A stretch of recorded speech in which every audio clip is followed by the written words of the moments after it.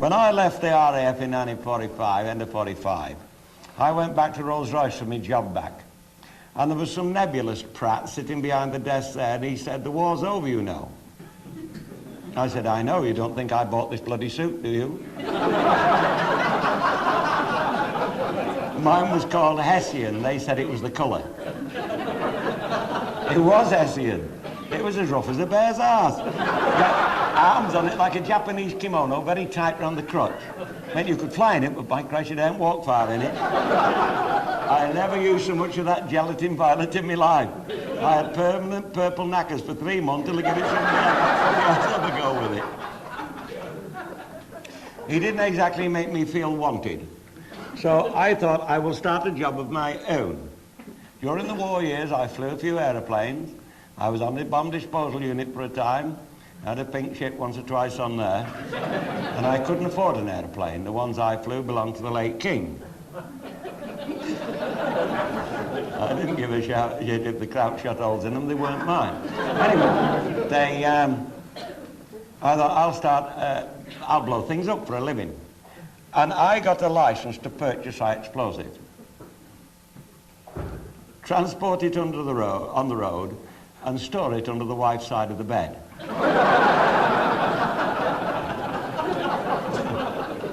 No, I had to build a bloody magazine to keep it in. And my transport was an XWD aerial motorbike with 2 panniers on the back. And I used to go to the Gillette and Cartridge and Safety Lamp Company in the Potteries, purchase 50-pound weight of gelignite, shove it in the panniers, shovel on my back, little bag of detonators and fuse, and prat around here, Market Drayton and Newport, and buggerings around, and South East Cheshire, North Shropshire, blowing up tree stumps, shit out of pits and lumps of rock, or whatever anybody wanted blowing up. And I did 17,000 miles in the first 12 months. I was up and down like a bride's nightie on that thing. Not making very much money and getting a regular rollicking off the bank manager. And I used to go in the bank at 3 minutes to 3, hoping he'd gone home. And he used to leap up from behind the counter, saying, "What's the word with you?" Every bugger knew what it was about. It was about this overdraft, this 87 pounds. 87 bloody. It is not getting any less. I said, "It's not likely to, sir. I'm smoking dried tea in my pipe now." And I used to get a bollocking every Friday afternoon off him. Then I got a job off an excitable farming person down at Newport. "Dear Bigger Banger, come and blow us up." She sent me a card. Big, powerful woman. And I went down there, and she'd had an 8-acre wood cut down and 40 tree stumps to the acre, and said she would give me 30 shillings, that's £1.50 in the new money, for every one I blew out of the ground. And I started blowing these things up. And I'd been working there a fortnight, and she got some other idiot to start blowing them up at the other end. Now you've got 2 hard-up blasters working towards one another, and there's timber and shit flying all over the place, and he started aiming his at me. So I started aiming my buggers back at him. I thought, and this next one's a big, and he got plenty of gravel underneath it. I'll give him a whiff of grape shot next time. And this went on ding-dong for a week. Then I got a job off Percy Bilton to tunnel under 6 pair of houses just outside Nottingham in sandstone rock. We dug a trench 16 feet deep, solid sandstone, and I had to drill it and blow a 5'6" head in underneath these houses to put a stormwater pipe in, because the residents complaining they got salmon and sea trout coming up the skirting board. To say nothing of the Bombay fish. Anyway, and I started on the Monday, and I was drilling it 4'6" at a time, blow the rock, get it out, shore it up behind me, a couple of labourers helping me, and by Wednesday afternoon I was 16 feet under my landlady's lounge floor. Set off a round of shot, whoomp, and she shot out the back door with a cup of coffee all down a doobie, screaming, "No tea for you tonight, and naught else for 2 nights." The woman was a biological phenomenon. I was on a rice pudding and marmalade butties. After 3 weeks of that, my eyes had gone ½ inch back in my head. Somebody said it must be the darkness up the tunnel. Some other cheeky bugger said, "Try lettuce, it does rabbit's gut." And after 3 weeks of that, I went back down to Newport to carry on blowing up the tree stump for this excitable farming person. And she met me at the gate saying, he's gone, you know, Mr. Bates, he's gone. I said, who's gone? She said, it's the other gentleman that was blowing up the tree stumps. I said, where's he gone? She said, well, we don't rightly know. It's taken the council 4 days to fill the hole up in the side of the road. Seen he'd been going on one night, and they could only assume his tractor end had dropped off. He'd slewed across the road, dived through the edge, and dropped 12 feet into the field.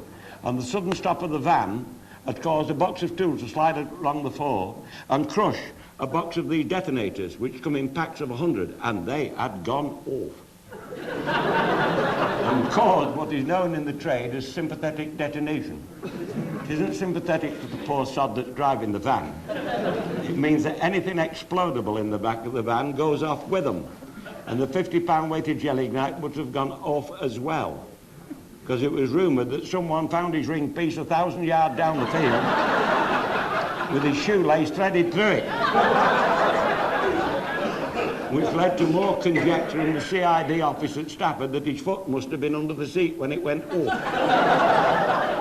Like one gentleman said to me, it might seem bloody funny to you, but how do you like your boot shoved up your arse at 4 miles? I said, there's one thing about it, sir, it's quick, and you don't even get the taste. Now, at this particular time, I say I was having a lot of problems with my bank manager. And I went in the bank again about 3 weeks after this incident, and his manner had completely changed. And he came up from behind the counter more slowly and reached out to me with a limp wrist and said, come in. Come in. Oh, poor sod. The strain's been too much for him. He's turned homosexual. There's a lot of it going about before the Liberals thought of it. I was down in Taunton blowing 3 chimneys for them buggers. One of these blokes rang me up, you know how they talk. Be that you, blaster? I said, why, Jim, lad? He said, we got 3 chimneys here. I said, why? I said, He said, we want to come and blast them. I said, plenty of room? Oh, plenty of room. When I got down there, there's 3 buggers 20 yards from the main London Penzance railway line. 2,000 people turned up to watch the Pines Express run into 1,000 ton of bloody bricks. And I shot back home, and on the Saturday night, a bloke rang me up. Is that you, blaster? I said, is that you, Arthur? Now, I'd known Arthur for many years when he was detective constable in Oldham, because he had me running round Oldham one night at 3 o'clock in the bloody morning. We've got a Peterman in Oldham. And when I got there, this stupid bugger had blown the nameplate off 12 safes. That's all he done, blown the bloody nameplate off. I said, Arthur, you buggering me about? He said, come and have a look at what he'd done in the co-op office. And what he got left, he must have put in front of this safe, and he'd blown the door in, jammed it bloody solid, and couldn't get it out. I said, where did we look for him? I said, the idiot's home. Anyway, and over the years, and Arthur had gone through the rank, detective inspector down at Western there, and he rang me on the Saturday night. He said, we've got something funny down here. I said, have you? He said, yes. He said, it's making a funny noise. What are we going to do? I said, get 12 chairs, arrange them in a circle all round it, all sit down and have a bloody laugh at it. He said, it's going to go bang. I said, so what? Well, you better get down here. I said, who's paying the petrol? I said, it's a long way from bloody Sandbach to Western. He said, the watch committee. I said, they never do, you lying bugger. He said, never mind, you can stop at our house and we'll both get pissed. I said, well, that's different. In that case, I'll come. I went down on the Sunday. I went in the nick at Western. We got in an unmarked car. He said, come on, I'll show you where it is. And we come out, and there's a bloke turned out of a side turn in front of one of those taxi-type cars with a big notice on the back. And it said, I'd be buggered if I'd be a Liberal. I said, you've got some funny buggers down here, Arthur. I said, and no white lines on this main road? He said, no, bugger will bend down and paint them.